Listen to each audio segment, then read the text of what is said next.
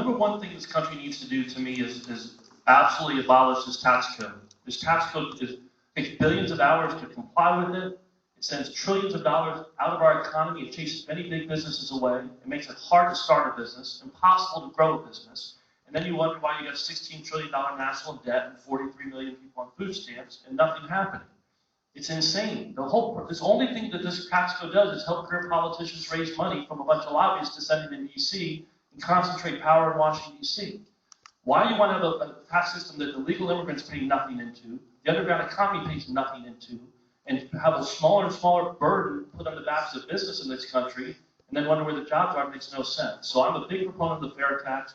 By Herman Cain supporting the campaign, as I said before. I love his 999 plan.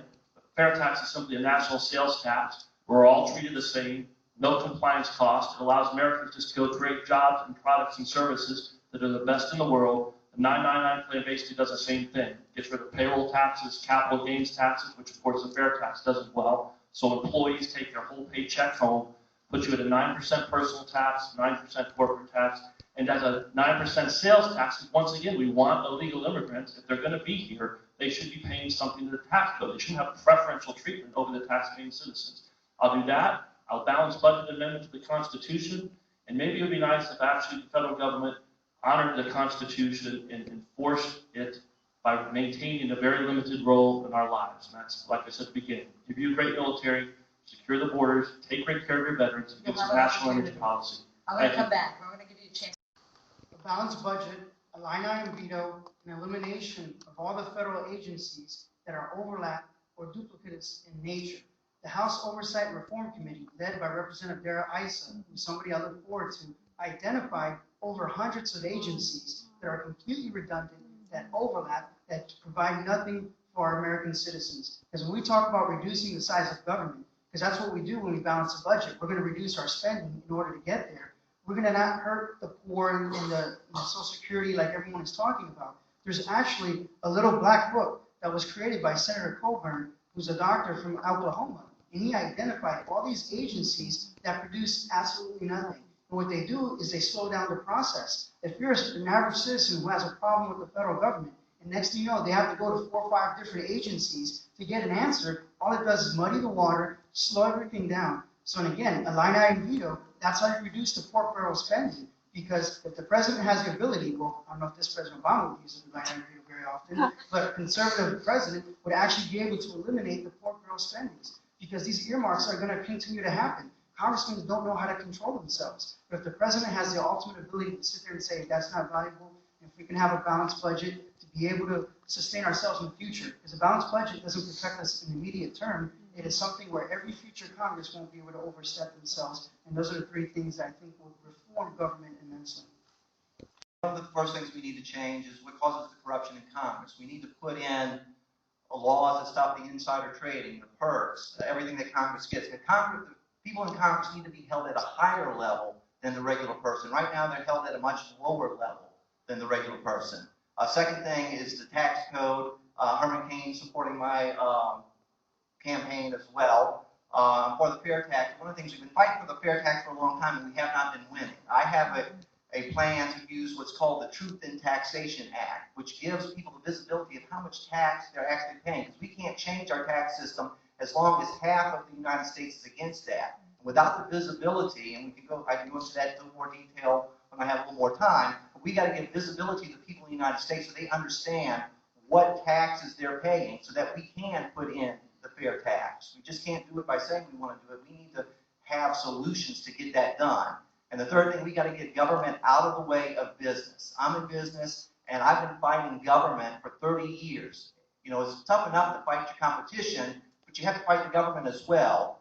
And we're in a global economy, and if our companies are busy fighting the government, they can't fight foreign companies, and that's why our jobs are leaving this country. I understand that. I work in the global economy, which no one else on this table does. I can only do 3 things. I would focus on the most pressing areas of our economy, job creation. I also would look to restructure our economy. And third, I would focus on government reform.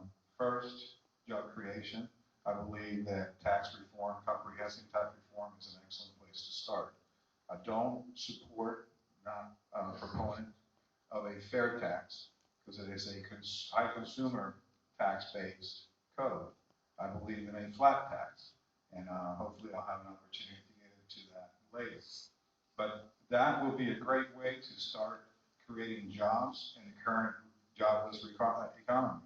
As far as restructuring an economy, I would look for the energy department.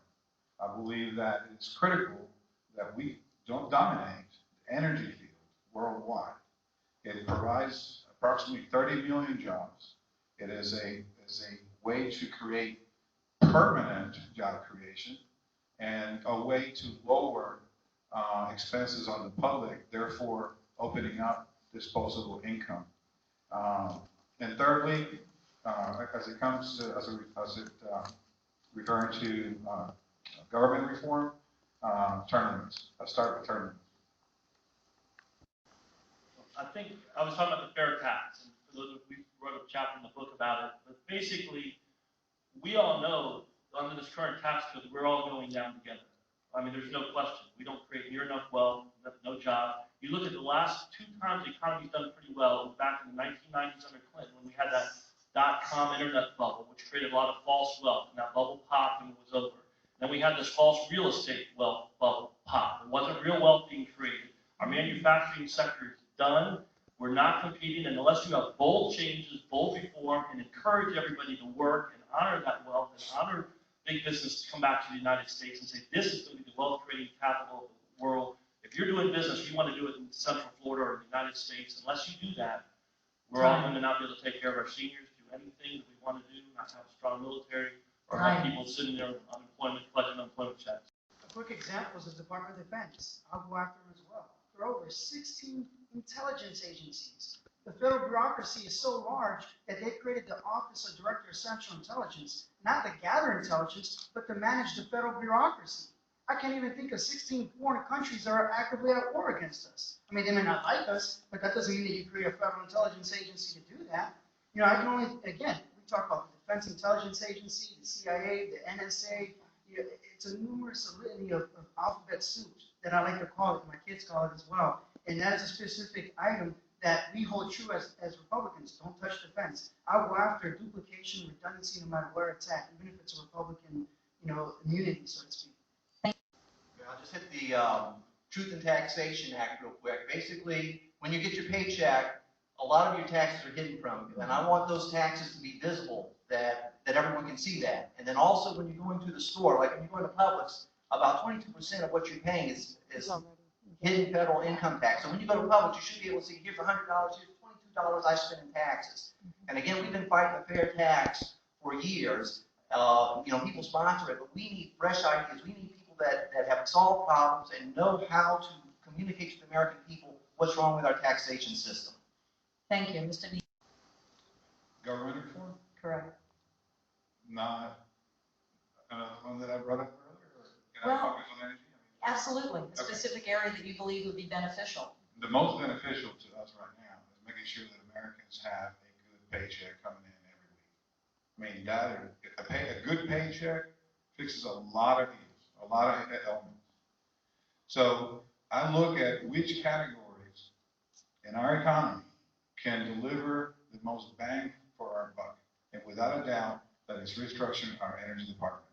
We have to grow our own energy. We have to keep our wealth in our country. We have to use that as a mechanism, as a way to increase property value. Okay? There's estimated 30 million jobs in that industry. For us as a nation to get back to close to 5% unemployment by the end of this decade, we need to create about 21 million jobs. Time. And last month we created 80. Thank you. Thank you.